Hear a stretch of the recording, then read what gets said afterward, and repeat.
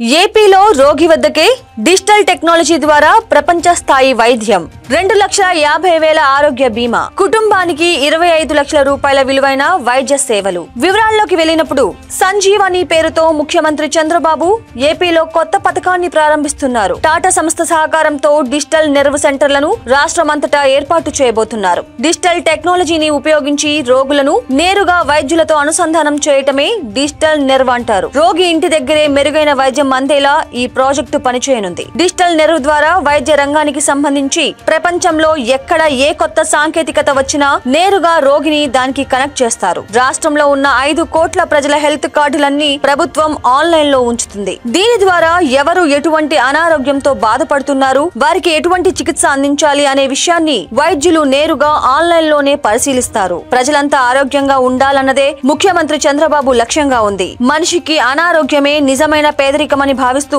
ప్రతి ఒక్కరికి universal health insurance policy తెస్తున్నారు. ఈ పాలసీ ద్వారా ప్రతి వ్యక్తికి 2,50,000 రూపాయల ఆరోగ్య బీమా, ఒక్కో కుటుంబానికి 25 లక్షల వరకు విలువైన వైద్య సేవలు అందిస్తారు.